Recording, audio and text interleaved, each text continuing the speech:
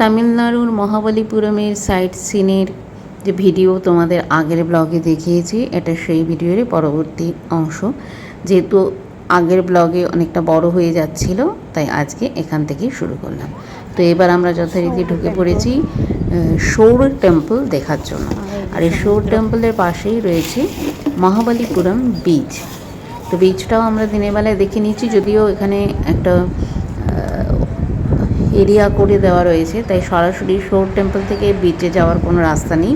এবার যেই সময় শোর টেম্পলে আমরা ঢুকেছি, সেই যে রাস্তাটা দিয়ে যখন বেরিয়ে যাব, বেরিয়ে গিয়ে সাইড দিয়ে বিচে আসা যাবে। কিন্তু দিনের বেলা বলে আমরা ঠিক করলাম যে এই সময় বিচে আসবো না, আমরা সন্ধ্যায় আসবো। হাওয়া দিচ্ছি, টুপিটা পরেছি, হাওয়ায় উড়ে যাওয়ার মতো অবস্থা। তবে খুব বেশি রোদ নেই, হাওয়া আছে, কিন্তু টুপিটা অনেকটা আরাম দিচ্ছে। নিয়ে এসে ভালো হয়েছে। এবার আমরা একদম মন্দিরের কাছেই চলে এসেছি এবং অনেকটা জায়গা জুড়ে এই মন্দির। আর তোমাদের আগেই বলেছি, এটা পাথরের নিদর্শন, পাথরের ভাস্কর্য। তো সবটাই কিন্তু পাথর কেটে এই মন্দিরগুলো তৈরি হয়েছে, মানে এই স্ট্রাকচারগুলো তৈরি হয়েছে। এবং এটা প্রায় সপ্তম অষ্টম শতাব্দীর সময়কার তৈরি, মানে এখন থেকে 1400-1500 বছর বা 1600 বছর আগের এই স্থাপত্য। তো যতটা পারলাম তোমাদের সামনে তুলে ধরার চেষ্টা করলাম। যথারীতি বহু পর্যটকের ভিড় হয়ে রয়েছে। আমরা ভেবেছিলাম যে এই সময় হয়তো একটু পর্যটক কম হবে, যেহেতু একটু অফ সিজন, গরমের দিন বা এই বর্ষার দিনের লোকজন স্বাভাবিকভাবে একটু ঘুরতে বেড়াতে যায় কম। তো কিন্তু দেখলাম যে না, সেটা নয়।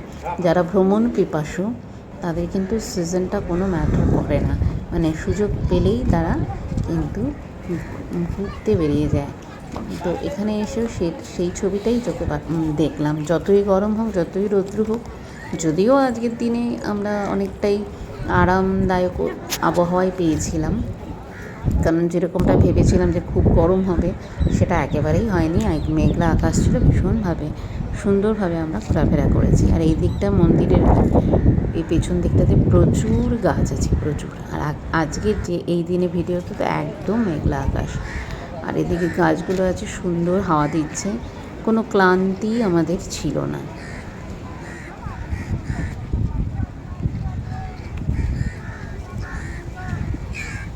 সুন্দর হাওয়া দিচ্ছে। ঘুরতে ঘুরতে যথারীতি পেটে টান পড়েছে, আর পড়বে নাই বা কেমন। এখন তো সময় হয়ে গেছে, দুপুরে লাঞ্চ টাইম হয়ে গেছে। তো যথারীতি আমরা একটা হোটেলে চলে এসেছি এবং লাঞ্চের জন্যে। এটা ডাল, এটা কি একটা বললো ভুলে গেলাম, রসম, এটা কি বললো ভুলে গেলাম। যাই হোক, মানে ডালের মতো কিছু একটা হবে। এটা ছাঁচ আর পরিয়াল, এটা তো ভাজা দেখতে ও যাবি হোক। আর এই সাজিয়ে দিয়েছে খুব সুন্দর। এটা ভেজ থালিটাকে, ভাতটা যে পাচ্ছি এটাই অনেক। এই প্ল্যাটারটা হচ্ছে 150 টাকা। যাই হোক, ঠিক আছে। আর ভাতের কোয়ান্টিটিটা অনেক বেশি। কী হলো, অনেক কিছু কিন্তু দিয়েছে। ডালটা দিয়ে শুরু করি। আমার শুধু মনে হচ্ছে ভাতটা পেয়েছি, এটাই অনেক। আমার ভাত খেতে ইচ্ছে করছে, বিরিয়ানি অনেক কিছু আছে, খেতে ইচ্ছে করছে না। যাই হোক, South Indian rice, South Indian মিল।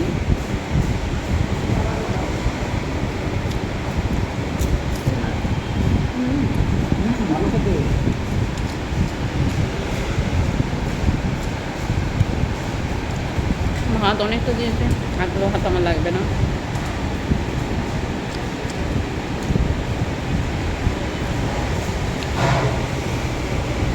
আর কোরিয়াল তরকারি কোয়ান্টিটি বেশ ভালো। সবথেকে বড় কথা, সাউথ ইন্ডিয়াতে গরম গরম ভাত পাচ্ছি। চলো খেয়ে নিই। না না, এটাই ঠিক আছে। তা তোমার ছাতা বাঁ দিকে ধরতে হবে। আমরা ছাতা নিয়েই বেরিয়ে পড়েছি বিচের দিকে যাবো বলে। এখানে বৃষ্টি হচ্ছে, তাই না? ছাতা নিয়ে বেরিয়েছি। বিকেলেই আমাদের বিচে যাওয়ার প্ল্যান ছিল, কিন্তু বিকেল হতে হতে এখানে প্রচণ্ড বৃষ্টির জন্য হোটেলে আটকে ছিলাম। অনেকক্ষণ ওয়েট করে শেষে দেখলাম বৃষ্টি একটু কমেছে, যেই বেরিয়েছি অমনি আবার বৃষ্টি। তবে বৃষ্টি হলেই তো আর ঘরে বন্ধে থাকবো না, সেইটি বেরিয়ে পড়েছি সমুদ্র দেখতে। সমুদ্রের ঢেউ, সমুদ্রের গর্জন সামনে থেকে উপভোগ করতে ছাতা মাথায় নিয়ে বৃষ্টির মধ্যে আমরা কিন্তু চলে এসেছি এই সৌন্দর্যকে, প্রাকৃতিক এই সৌন্দর্যকে উপভোগ করতে।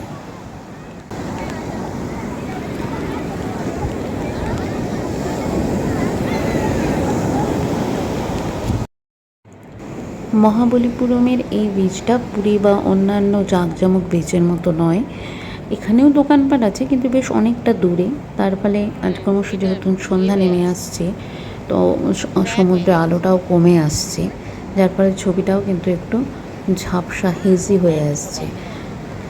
আর যেহেতু বললাম সন্ধ্যা, সেই জন্য ছবিটা ক্রমশ সাদা ঢেউগুলোই শুধু বোঝা যাচ্ছে।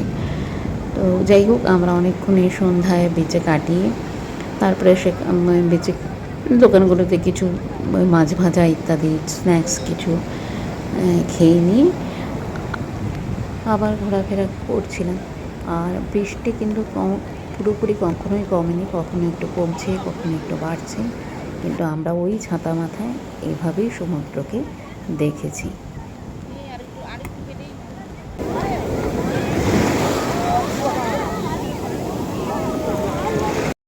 সমুদ্র পাড়ে কিছুক্ষণ ঘোরাফেরা করার পর আমরা চলে এসেছিলাম ডিনার করতে।